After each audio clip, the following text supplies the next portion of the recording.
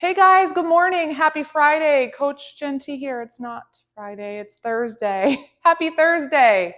Coach Genty here. I'm going to give you guys some tips on going on trips. Yeah, summer we go on trips a lot, camping, but we actually have an ice fishing trip planned with a group of friends and family and lots of kids, lots of dogs, and it's going to be so much fun. I just love getting away and escaping reality. Um, but with that being said, you guys, I just have some tips on how to kind of like stay somewhat healthy while you're away.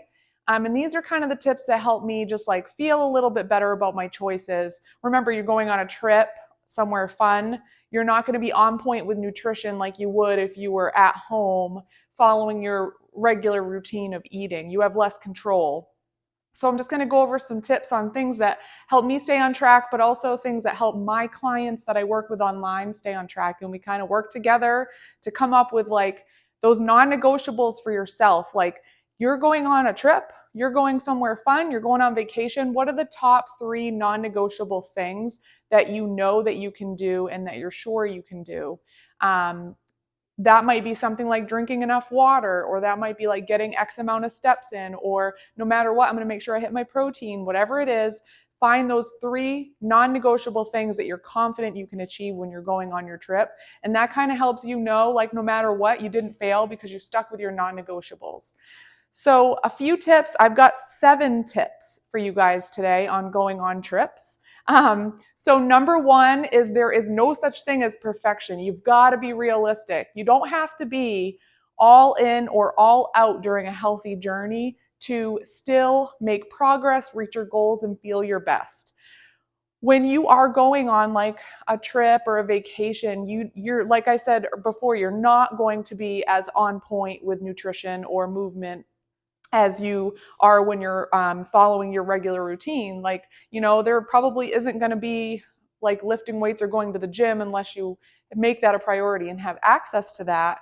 But also, just like you have less control, you might be cooking in places that aren't your kitchen, or maybe you're dining out more. You have less control. So, focusing on the things that are a little bit better and not being perfect, not being judgy of yourself, not feeling guilty if you indulge in things that you love, that's what's going to help you get over the hump of like making progress and feeling your best, and knowing like that you can make those little bit better choices and feel confident and good in those to keep that momentum going.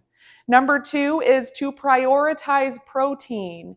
If you can at least make sure that you're getting enough protein on your trip, it's going to help you ward off hunger, keep that metabolism and energy going, and it burns more calories just by eating protein. And you're going to have less hunger. It's going to keep your blood sugar regulated. You're not going to have a spike and a crash, a spike and a crash. So, for me personally, like, breakfast might consist of things like eggs and breakfast sausage and bacon. Like, yes, high fat in the sausage and bacon, but you're also just getting plenty of protein in that. Lunch, I prefer personally like deli rotisserie chicken or turkey. Just being realistic again, because, I'm not typically the person that eats a sandwich at lunch if I'm at work, but I love my sandwiches when I'm going on trips and fishing and things like that. So having that, other things are like tuna melts, or you can do like a protein smoothie or a protein drink, having protein bars with you. And then dinner, of course, I feel like is the easiest place to get your protein, because oftentimes people have some sort of meat, and meat is a great source of protein. So if you can focus on getting that protein at every meal, it's going to help you stay satisfied and full between meals, feeling less like snacking as much. And that really does truly help. So make sure you prioritize that protein, you guys. Have options with you. For us, we have like some Oikos yogurt, Greek yogurt packed. You can pack things like cottage cheese. We've got those little chomp beef sticks. Those have some protein. Again, things like tuna packets or protein bars or protein powder, if you need to supplement, are great. So those are just some quick ideas. We also found some like protein like pouches that are kind of like applesauce, but it's a different kind of berry and it's crushed up and it's got protein in it. So just finding those things to prioritize protein, try to get like 30 to 35 grams or more in each meal, and it's really going to help you in the long run over the course of your day. Number 3, you guys, is to prep veggies. Let me show you what I do. I've been working, just didn't take long at all, but I typically like to bring a big giant Tupperware and I cut up a whole bunch of veggies. So in here I've got these mini bell peppers, which I actually didn't chop up. They're already pre-washed. Cut up some celery, cut up some cauliflower, um, grape tomatoes. You didn't need to chop those at all. And then down at the bottom, I've got some cucumbers. And then I'm going to be working on carrots. This takes a matter of no time, you guys. It took me like 4 minutes to do this. It does not take long at all. And what I love about this is you just have grab and go veggies. Veggies help you stay full because they're very fiber rich. They digest slower, so they keep you feeling full off very few calories. But also you get tons of micronutrients. So like if you're feeling sluggish because you've been eating a lot of processed foods and sweets and added sugars, that's totally normal. But if you can at least get lots of veggies in, you're going to notice that you're full longer. You're consuming less calories overall, and you're just like noticing that you're going to feel less like snacking on other things because this is like giving you maybe that crunch that you want. And you can use things like salsa. Hummus is a great one for dipping. Even some low-cal ranch dressing can really help you just like get your veggies in. Try to have them at every meal. You know, if you're going to have some eggs, you can scramble up some eggs with some bell peppers and tomatoes. Super quick and easy. Again, just grab and go munch. Have like some veggies on the side of whatever you're eating. They take longer to eat, so you're going to be like eating for a longer period of time, but consuming less calories and just chewing on veggies. And they don't have to be gross, you know, add a sprinkle of salt if you want, or add a little bit of peanut butter to your celery. Dip your carrots in some hummus, whatever it is, just like try to make sure you have veggies, and having it in a big giant Tupperware, just a complete mix. You can have variety, add it to your cooking, or just munch on it raw, and it really helps you have those veggies and get that veggie intake in. Number 4 is to make sure you're staying hydrated with plenty of water. When I go with my friends out, or when I go to places like this, we definitely drink beer and cocktails.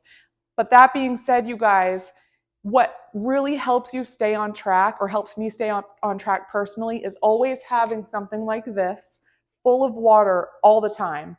And if I'm going to enjoy a stout or a white Russian or a margarita, I am going to drink a whole one of these in between my drinks because it helps space it out. You sip on this, you stay hydrated, and it helps you feel better the next day too.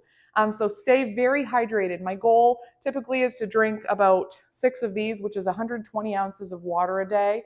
Sounds like a lot, but when you're starting the morning sipping on water and you're sipping all day long, right up until bedtime, you just feel really good, really hydrated. You're also hydrated from the veggies you're eating, so you just feel so much more energy and feel better when you're staying hydrated. So bring a big cup, whether it's something like a blender bottle, which is also great for shaking up protein shakes too, if you are into that. But just having a water bottle with you. Sometimes if I don't have a water bottle, I will go to Walmart or some store and buy gallon jugs of water, and I will carry that gallon jug around. I will always have it on the counter so that I can sip on that gallon jug. So that's just another tip, you guys. Stay hydrated. Number 5 is to try to have bigger balanced meals, which creates less snacking overall. I do find, eating those snacky foods sometimes can like create that blood sugar spike where you're craving more and craving more and craving more. For me, it's the salty, crunchy things like chips, Chex Mix. I love Chex Mix. I'm trying to think of what else. The sweets, like the cookies that might be out on the table. Having bigger portioned meals, eating for volume with lots of veggies, lots of protein, even having stuff on the side like bread or chips or something with your meal, things that you would normally sit there and snack on. Having it in your meal gives you that time and space to sit down, eat mindfully, enjoy what's truly worth it to you, have it loaded with nutrition, and then it's really going to help you ward off that snacking in between meals, which when you are going on a trip or you're going on vacation and you're mindlessly snacking and munching, that is when the calories really add up. So just paying attention to that, having those high voluminous meals with lots of veggies and protein, sprinkling in what's worth it to you during that meal, and then moving on. Number 6 is to stay active. I personally have a Fitbit Charge. I absolutely love it. It tracks my steps, it tracks my zone minutes, which is when my heart rate is up.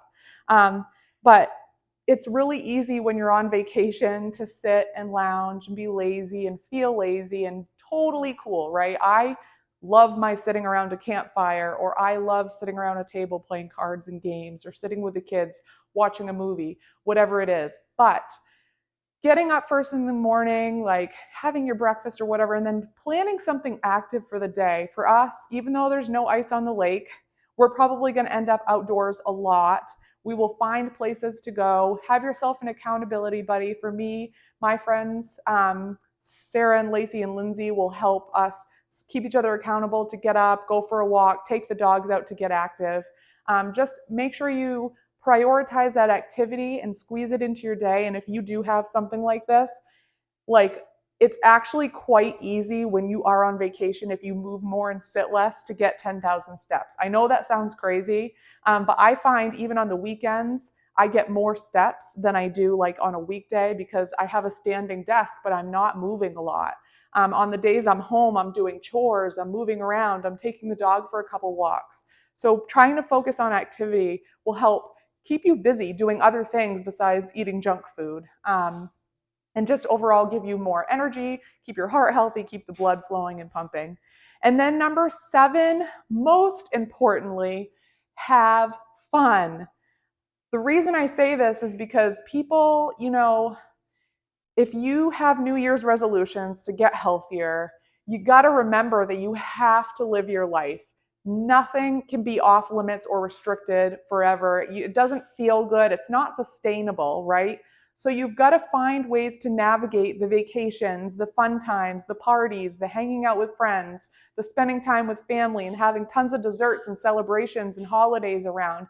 We've got to learn to balance it and have fun and learn that, and not fear failing, because there is no such thing as failure. You're going to have those moments. I have clients that go on vacation, and you know what? We don't track our food. We don't pay attention to any of that. We just check in and we point out those positives, and they come back from that vacation or that trip just feeling good that they stuck with the basics. And here I have given you 6 basics to learn how to stick with.